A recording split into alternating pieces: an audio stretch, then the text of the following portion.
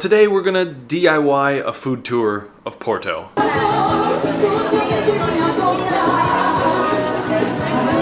my god. What you cooking, good looking? Well, we really got on the hook of eggs and bread for breakfast, so that's what we're making. Fresh eggs that you don't have to refrigerate. Whoop whoop. And some bread rolls. There's honestly something really nice about cooking our own meals. It feels just a little bit more like we're at home, or that things are a little more normal than they are. Because we're, here in Portugal, and nothing looks similar, nothing looks the same. So it's nice to have a little bit of normal life, even if it's tremendously boring. Much like this segment that I just recorded. Now, we figured that we'd start local just because we haven't really been able to try a lot of the places that are right around the area that we're staying, and they look really cool. So there's a cafe, but the only problem is this, plus like every other place in Porto, means that we have to walk up the big hill. But then we're gonna get onto the more famous stuff in a little bit.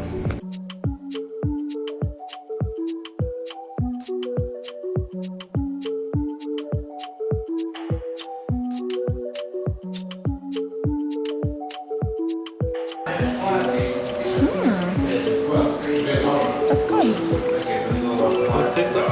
Fish. Lemony fish. Truthfully, since we walked in here, we didn't really know what we're doing, and we still don't know what we're doing, but we did get food, and that's the important thing. So I think I got pork with some sort of sauce on it, potatoes, and rice. And the reason that I got it is I saw almost everybody else in here getting this exact same dish. The workers, this is definitely a local spot, and we definitely stick out like a sore thumb. So we're gonna stop videoing now because everybody's looking at us. One of the things that we're learning as we're eating in both Spain and Portugal is that none of the places have actual menus with actual prices on them. Only the really big restaurants, the ones that you don't really want to go to, honestly, will have that type of menu, where they'll have pictures of all the food and it'll be really convenient, but usually, honestly, that's more of a bad sign than a good one. At first, it's a little bit weird because being Americans, we're kind of used to knowing what we're gonna get before we pay for it. And a lot of the time, that's honestly just not possible. You can't walk into a cafe and then just put your Google Translate thing onto the menu and have it accurately translate what you're actually gonna order into what it'll actually look like when it comes out of the kitchen. And the other kind of uncomfortable thing is that you never really know how much anything is gonna cost until you're already committed to it, which for us being the budget-conscious travelers that we are is not the best feeling. It seems like there's just this generally accepted standard in Portugal of how much things are gonna cost, and all of the restaurants, bars, and cafes all hover right around this same price range. So a beer at a normal bar or cafe or something will cost you about €2. Coffee will be about €1. A plate of food at one of these sit-down restaurants that aren't the mega fancy ones, but basically any other one, will cost you between €6 and €11. One of these little sandwich things like what Lisa got at the last place will be about €2 to €3. We spent so much time being overwhelmed at what things might cost that honestly we ended up not going to very many cafes while we were here. But eventually we just had to come to peace with that. One, there's not really a bad option that you can make on any of those menus, so there's no stakes really. Just order some food and it'll definitely invariably be good. And then it'll probably cost somewhere between €7 and €10 per person. That place was absolutely great, and the view at that restaurant is incredible. I'm gonna put a link to every single place that we go to today down below.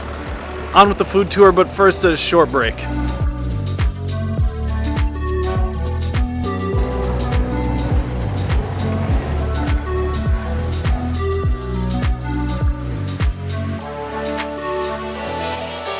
I felt myself get really uncomfortable when we were in that cafe, and I know for a lot of just silly reasons. It was my own not knowing the language, not knowing what to order, not knowing how to say exactly what I was hoping for. I think leaving Spain and getting to a new country, again, the starting over, is really challenging for me, but that's my own discomfort. I think it's one of those things about traveling to a new country that you have to deal with and you hopefully overcome.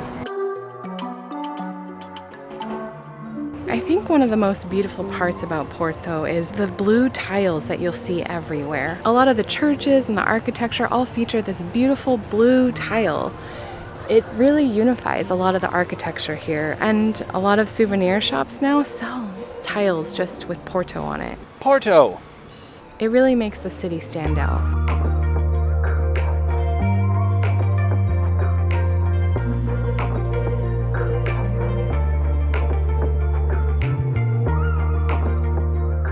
So now we're walking down the famous Santa Catarina street to try to find some Portuguese egg tarts. These are an amazing, iconic snack here in Porto. This place right down here has the best in all of Porto. Let's find out.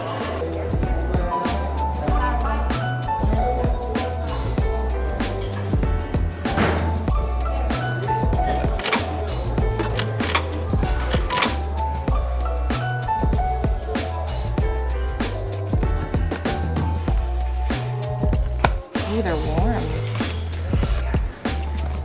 Here you go.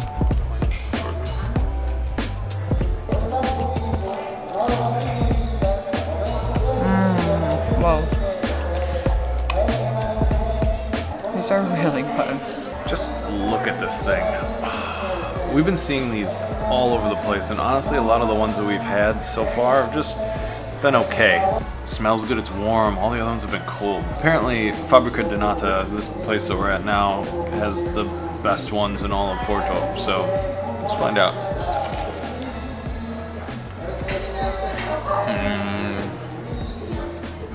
Just that right mix of sweet and savory and egg, and oh, it's so good.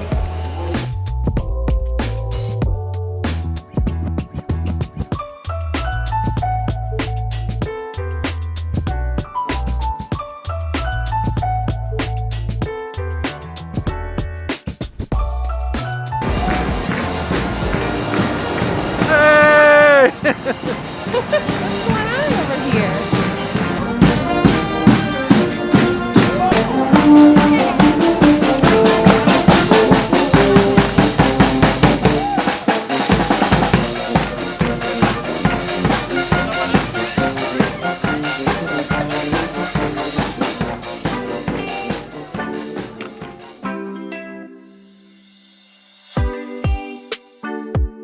It's weird to be at a train station and not feel like we're rushing to go catch a train. We're here at the Porto train station because they have beautiful, beautiful blue and white tiles. It's so pretty. You gotta come even if you're not taking the train, especially at golden hour. The lighting is just perfect.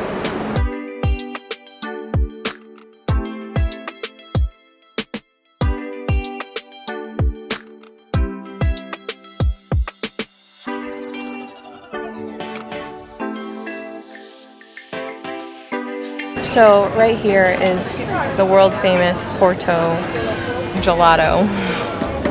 M&M's flavor, of course. You can only find it here. I really just wanted to get something so that we could sit down and enjoy the beautiful Riviera and the golden hour. Yeah. That's all. It's the perfect time to sit down. All the restaurants along the strip, you're probably looking at 15 to 20 euros per person. But ice cream, 2 euros. Great view. This riverfront area that we're at right now is absolutely incredibly beautiful. There's so many nice restaurants along here. Right by the bridge, having our ice cream. Couldn't be more perfect.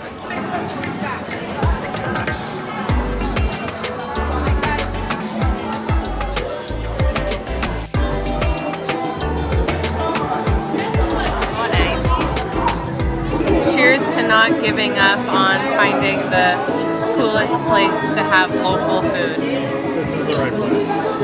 This right here is my favorite place in all of Porto. But it's also incredibly loud, so let me explain why in voiceover. So let me tell you about my favorite bar in all of Porto. So this place right here, underneath the bridge, and honestly I don't know if it has a name, I couldn't find anything on Google about it, but it's a small area of about 5 to 6 bars, each of them serving different things. And it's the type of place where there's loud music playing, people dancing. Not only that, but you get the amazing view of the bridge along with all of this incredible food and drink and ambiance that you're getting here. So you could spend your money at one of these numerous fancy restaurants along the river and get this kind of average food at nearly 2 or 3 times as much as you'd spend anywhere else.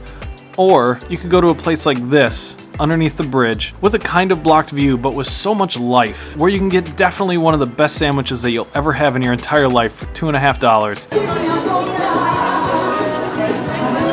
my god, The spices are so good. So simple, but so good. Beers for $1, and feel welcome like a local as you're doing it. It's finding this type of place right here that makes me want to travel.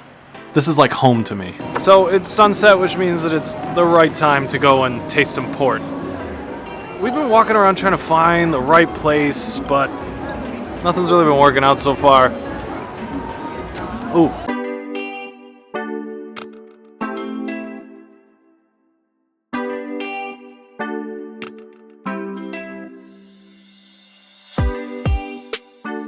This port better be worth it. Because this hill is massive. The views though, huh? Ah, I see what he's doing now.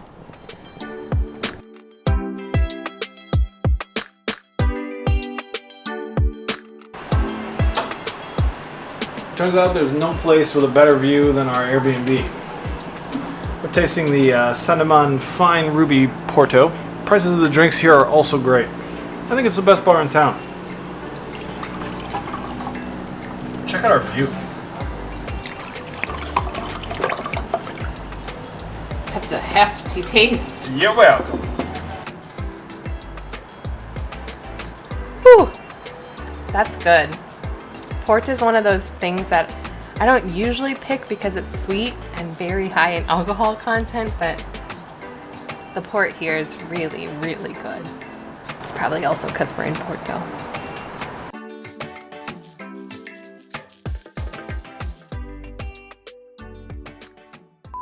A little bit out of the center of Porto, more on the east side. Apparently, this is the best one in all of Porto. At €2. Great view. God, we're cheap. This Cutest Riviera, how do you say it? Kaye. This Cutest Riviera, this Riviera area, this riverfront area that we're at right now. This is not a Porto thing. This is definitely a Josh thing. Hi, kitty. What do you got to tell us? So many things to say.